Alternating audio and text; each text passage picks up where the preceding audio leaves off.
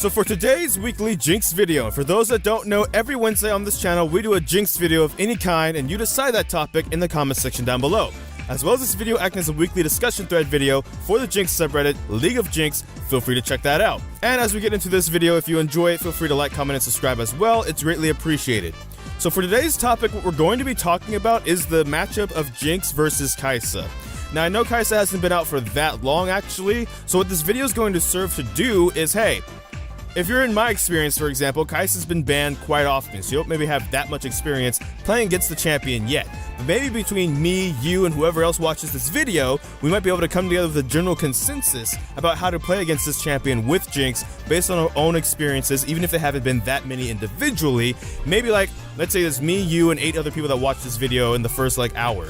Maybe all 8 of us have different things that we've played against this champion and experienced that we can all come together and then explain about, and as such kind of start to build a little bit of a guide about how to play against this champion with Jinx. So that's the idea of what I'm going to do for this video, as well as what I'm going to do is then also just explain Kai'Sa's kit. Maybe you haven't played against it often, maybe you didn't look at the champion spotlight, maybe you have no desire to play the champion because she's too different from Jinx. Whatever that reason is, I'm going to briefly explain her kit. I'm going to simplify it too, so if you want to know more in-depth stuff, you will have to watch things like the champion spotlight for numbers and that stuff specifically. But here we go. Her passive, basically think of it like Vayne's Silver Bolts, except that instead of 3, it's 4. She wants to stack it 4 times, and when she procs it, she's going to do bonus damage to you. So she auto-attacks you, for example, 4 times, you're going to get stacks of plasma, and then when she attacks you for that 5th time, it's going to proc it and do extra damage to you. Her Q, which is something I've seen a lot of Kai'Sa's max first, will shoot 6 missiles from her shoulders, but they don't just target champions, they can target minions as well. So if you're standing, for example, in the middle of a minion wave and she tries to use this on you to trade with you, it's also going to hit the minions as well. There's also only 6 of them, so not a lot of damage will be coming your way, but this is a way that she can stack or proc her passive, so be wary of that at the level 1. Her W, meanwhile, it's kind of like a straight line missile. Think of it like Zap, but way longer range, and also a bit slower moving. But it will do a lot of magic damage as well. And when we get to her ultimate, this ability is what you might have seen in the teaser, where she'll hit someone with it, and then once they're marked by it, she can jump to them with her ultimate while gaining also a shield based on a certain ratio. Her W gives her a boost of movement speed, but she cannot auto attack while she's using that movement speed. So give or take maybe what you've experienced so far, Kai'Sa going in for the level 2 might take Q into this, so that way they can chase you down a bit better, but that's kind of all of it does, until we get to the upgrades. The upgrades are now what kind of separates Kai'Sa and how you play her from game to game even.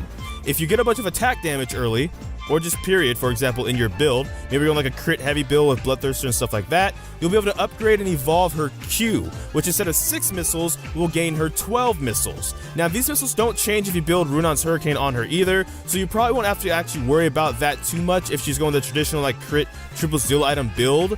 You won't have to probably worry about extra missiles until she upgrades that with more AD. When it comes to her W, that upgrades based off of her magic damage, which you probably won't see often unless someone's playing at mid lane, let's say Skarzard or something like that, in which case it'll do a lot of extra bonus magic damage, to the point that if you do play AP Kai'Sa, you do want to just build burstier stuff. Burst damage, we're talking like Ludens, into maybe Leandries if you want to, Rylai's with like Death Hap, Morellos, and just you're going for one-shots with this build. Something else that you probably, as Jinx, won't probably have to worry about in the laning phase, so you most likely won't have to worry about that. If you're playing against AP Kai'Sa, it's most likely not in the laning phase. It's most likely mid lane, unless you're playing mid lane Jinx, and that's a different story. The E, meanwhile, will upgrade if she builds a lot of attack speed, in which case, instead of the movement speed by itself, she'll also go stealth while she uses it. Again, she can't attack while she uses it though, but she can reset the cooldown on the stealth and the E period by attacking you after coming out of stealth. So again, think like Vayne's ultimate, but in like an ability form, a little bit like that. The ultimate, meanwhile, will still do the same thing. She has to jump to someone that's marked with stacks of plasma. And that's kind of it. Now for the laning phase itself, this again varies depending on what she took first and second. I've seen a lot of Kai'Sas take the Q first, so like I said, if you don't think you can outrun the damage, a lot of damage can be diverted by standing in the minion wave and the minions will take the damage because the thing doesn't fire discriminately. It fires indiscriminately at champions and minions. On top of that, the W at level 2 won't allow her to jump to you until she's at least level 6. So pre-6, you won't have to worry about her jumping on top of your face, even if she's landing the W on it. And on top of that, if she's in the bottom lane, she's most likely not building magic damage. So the W itself, unless she's like just straight maxing it for whatever reason, won't by itself do a lot of damage either. The E, meanwhile, might be a bit more of a problem because in terms of chasing you down, Jinx is a bit immobile, not one of the fastest AD carries, as a matter of fact, one of the slowest AD carries, so if you're taking a bad trade, you might want to watch out for that ability. However, one of the benefits Jinx has, that I think everybody can agree on no matter what the elo, is Kai'Sa has really short range. 525, I believe, is either 500 or 525, to the point people are asking them to like make it bigger. Jinx, meanwhile, has a rocket launcher that, as the laning phase will go on, will outrange her. So you will be able to auto-space Kai'Sa as the lane goes on. To the point when Kai'Sa first came out before the hotfixes, Jinx and several other champions were actually pretty great picks into her off of the range alone. Now, after the hotfixes, depending on who you ask, it's a bit more of a coin flip. But that is one benefit you will have about playing Jinx into Kai'Sa, is as the lane goes on, as you max Q, Fishbones will get increased range over her, and she will not be able to trade with you as well. On top of that, the dash does not go over the flame chompers, so if she is really barreling down on you and you do have the flame chompers, you took them second, even if you're not maxing them second, you can use them to kind of stop her before she gets on top of you and be able to attack you. Beyond that, like I said, it's a bit more of a gray area for me because Kai'Sa's been banned a lot in my games. I've only been able to play Kai'Sa once, and that was in an ARAM, in which case I went the AP Kai'Sa build, and it's actually just a lot of disgusting damage.